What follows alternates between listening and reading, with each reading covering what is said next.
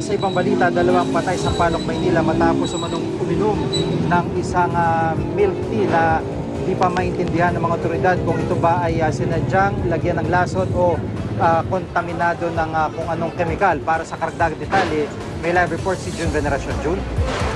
Sige, sarado na ngayon ang milk tea shop na Ergocha sa Sampaloc, Maynila. Makaraan ng kakaibang trahedya na naganap kahapon. Bumili ang magkasintahan na kitalang sina Susain Dagohoy at Arnold Aquidalia ng isang Hokkaido milk tea bago mag-alas 11 ng umaga kahapon. Mismo ang may-ari na si William Abrico ang gumawa ng milk tea. Sa inisyal na investigasyon ng Manila Police District, si Arnold ang unang tumikim ng milk tea. Pero hindi niya nagustuhan ang lasa kaya niya ito dinura. Ipinasa niya ang cup sa kasintahan pero naparami daw ang inom dahil nauuhaw daw ang kasintahan.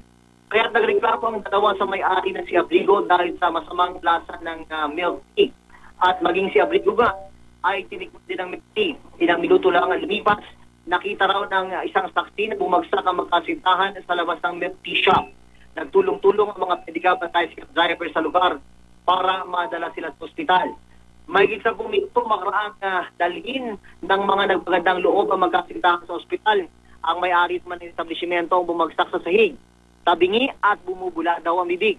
Pasado alas 3 ng hapon ng bawian ng buhay ang babaeng customer. Ang may-ari naman ay bandang alas 5 ng hapon ng tuluyang bumigay ang katawan. Nakaligtas ang kasintahan na nasawing biktima pero nananatili pa rin siya sa ospital. Nakakuha na ang mga investigador sa milk tea shop ng sample ng mga sangkap at dinala na sa Food and Drug Administration para masuri. Isinasailalim na rin sa autopsy ang katawan ng mga nasawi. Inibitahan sa police headquarters ang isang tauhan ng milk tea shop. Kiusap siyang itago ang kanyang pangalan at muka. Kwento niya, nagreklamo na rin noon ang isa nilang customer na masama ang lasa ng kanilang milk tea. Nangyari raw yun, makaraang magdala sa shop ang anak na lalaki ng kanyang amo ng parang itsurang tubig na nakalagay sa baso. Nakagwantes pa raw ang anak ng kanyang amo kapag ginagalaw ang itsurang tubig na nasa baso na nakakasulasok daw ang amoy. Ang amoy na yon ay nalanghap din daw niya sa pitsil na ginamit sa pagtimpla ng milk tea na in-order ng magkasintahan. Sa imbordal malapit sa milk tea shop, itinapon ang pinaghugasang pitsil base na rin daw sa utos ng anak ng amo ng milk tea shop.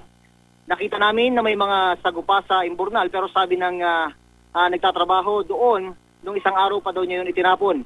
Pag-aaralan ng MPD ang pahayag ng empleyado ng milk tea shop para malaman kung dapat din bang imbestigahan ang anak ng may-ari ng milk tea shop. Jiggy?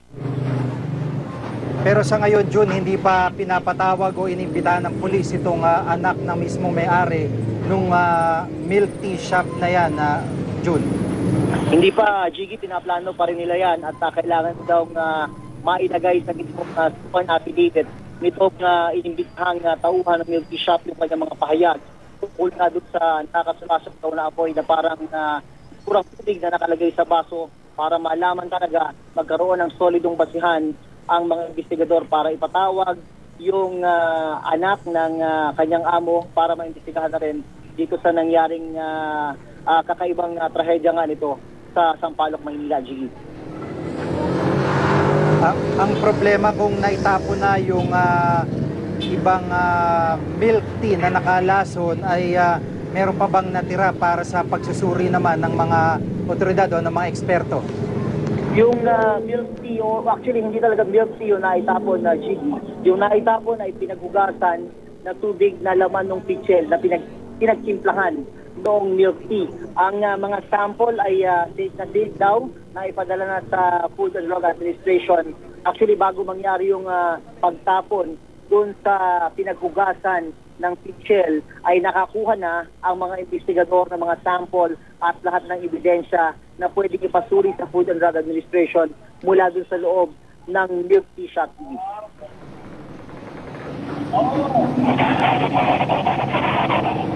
Maraming salamat, June Veneracion.